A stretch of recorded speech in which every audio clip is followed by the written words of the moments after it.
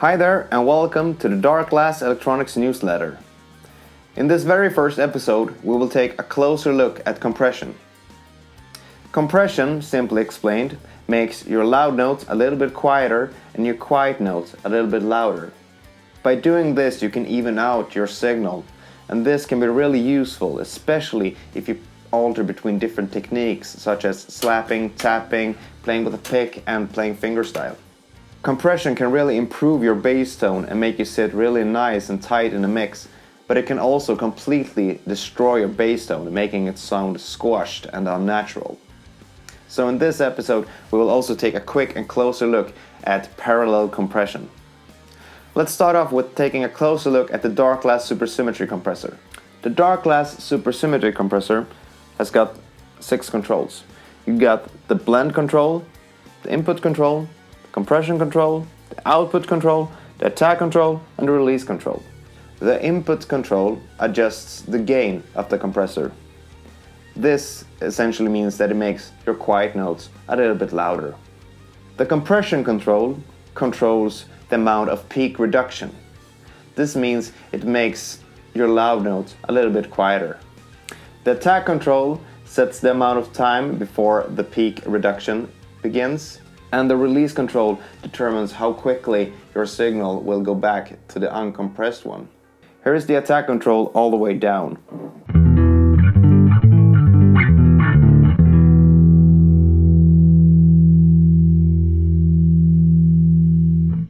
Here's the attack control all the way up.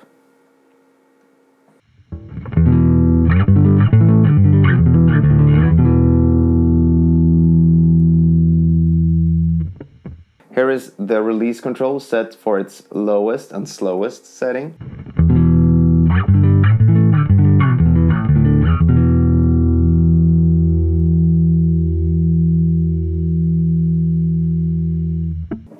And here is the release control set for its highest setting.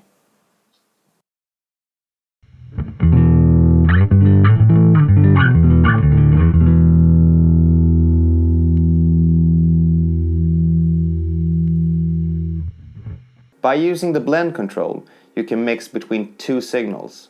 One which is completely clean and one which can be heavily compressed. Here is my clean, completely uncompressed signal.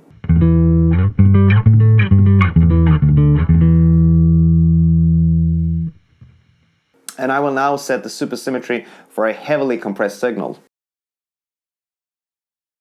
Okay, here is the heavily compressed signal.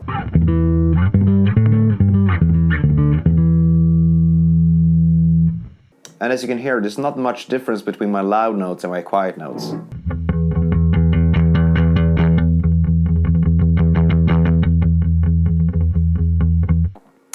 So by using the blend knob, you can actually get the best of both worlds. So I've got the blend knob set for 12 o'clock now. Here's how that sounds.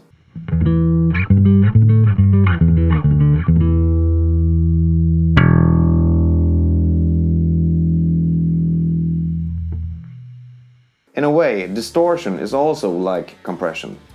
Remember what I said about compression turning your loud notes down and your quiet notes up?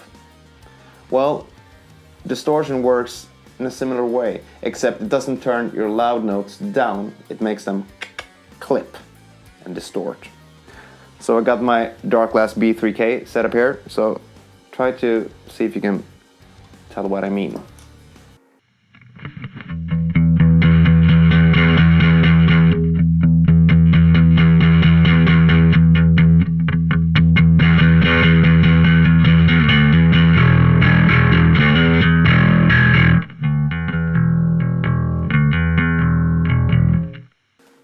If I play the same thing with a lot less attack, it doesn't distort the same way.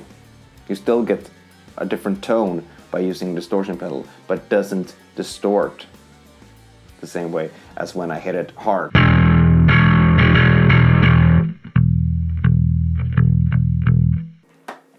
As of now, I got the Darkglass B3K placed before the Supersymmetry compressor.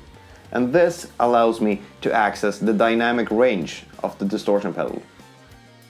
If I were to place it after the compressor, I would get a different result. I'm gonna try and show you what I mean.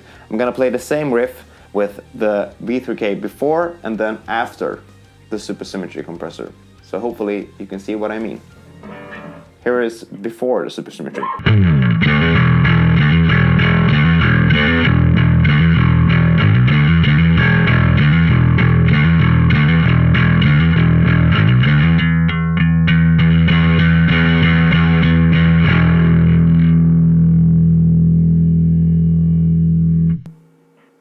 And here is with the B3K after the Super Symmetry compressor.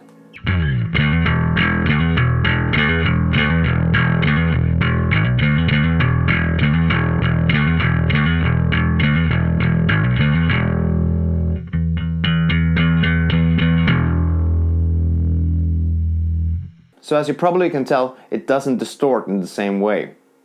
I got them set for the same amount of compression and the same amount of drive, but the tone doesn't distort in the same way.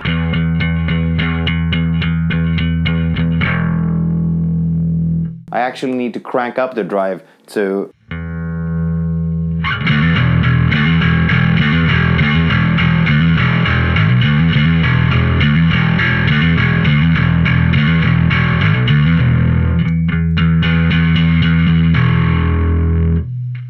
Thank you so much for watching. I hope that this video has been informative to you in some way. Make sure that you subscribe to this YouTube channel so that you don't miss out on more Darkglass related videos. And I'll see you later. Take care. Bye.